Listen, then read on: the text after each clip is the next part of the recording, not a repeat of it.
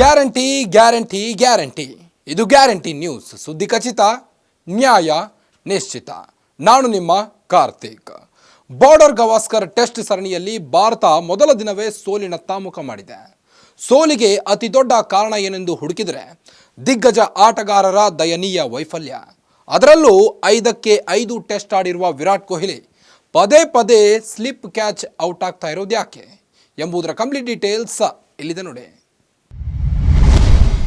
ಪರ್ತ್ test ಮೊದಲ innings 5 run ಬಾರಿಸಿದ್ದಾರೆ. ಎರಡನೇ innings Ajay 100 run ಗಳಿಸಿದ್ದಾರೆ. 8 innings 7 slip catch. Adelaide test ಮೊದಲ ಇನ್ನಿಂಗ್ಸ್ 7 ರನ್, ಎರಡನೇ ಇನ್ನಿಂಗ್ಸ್ 11 ರನ್. ಇನ್ನು ಬ್ರಿಸ್ಬೇನ್ ಟೆಸ್ಟ್ ನಲ್ಲಿ ಮೊದಲ ಇನ್ನಿಂಗ್ಸ್ ಆಡಿ 3 ರನ್ ಗಳಿಸಿದ್ದಾರೆ.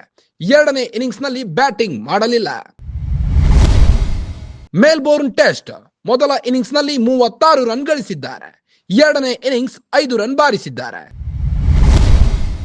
ಇನ್ನು 5ನೇ ಟೆಸ್ಟ್ ಸಿಡ್ನಿಯಲ್ಲೇ ಮೊದಲ ಇನ್ನಿಂಗ್ಸ್ ನಲ್ಲೇ 17 ರನ್ ಬಾರಿಸಿ ಔಟ್ ಆಗಿದ್ದಾರೆ. ಬಾರ್ಡರ್ ಗವಾಸ್ಕರ್ ಟೆಸ್ಟ್ ಸರಣಿಯಲ್ಲಿ ಭಾರತ ಮೊದಲ ದಿನವೇ ಸೋಲಿನತ್ತ ಮುಖ ಮಾಡಿದೆ. ಸೋಲಿಗೆ ಅತಿ ದೊಡ್ಡ ಕಾರಣ ಏನೆಂದು ಹುಡುಕಿದ್ರೆ ದಿಗ್ಗಜ ಆಟಗಾರರ ದಯನೀಯ ವೈಫಲ್ಯ. ಅದರಲ್ಲೂ 5ಕ್ಕೆ 5 ಟೆಸ್ಟ್ ಆಡಿರುವ ವಿರಾಟ್ ಕೊಹ್ಲಿ ಪದೇ ಪದೇ ಸ್ಲಿಪ್ ಕ್ಯಾಚ್ಗೆ ಔಟ್ ಆಗ್ತಾ ಇರೋದು.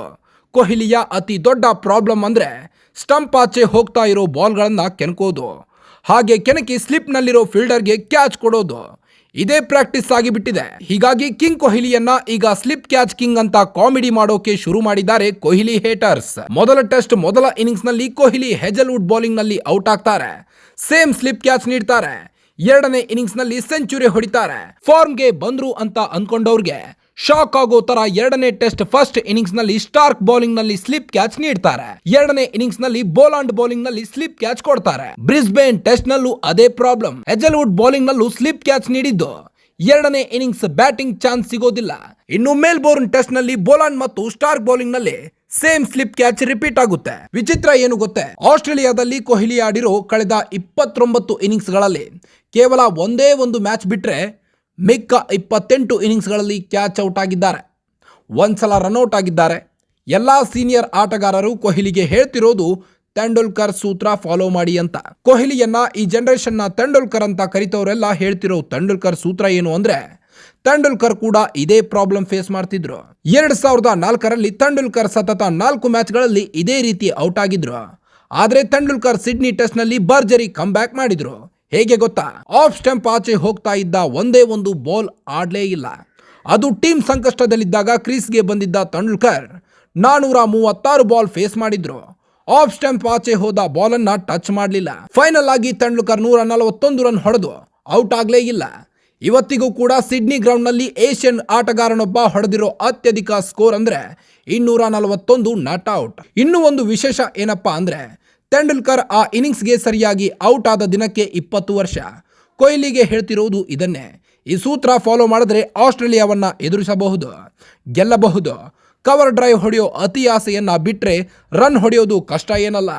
ಕೊಹ್ಲಿ ತೆಂಡೂಲ್ಕರ್ ಫಾಲೋ ಮಾಡ್ತಾರಾ? ಇನ್ನೂ ಒಂದು ಇನ್ನಿಂಗ್ಸ್ ಇದೆ.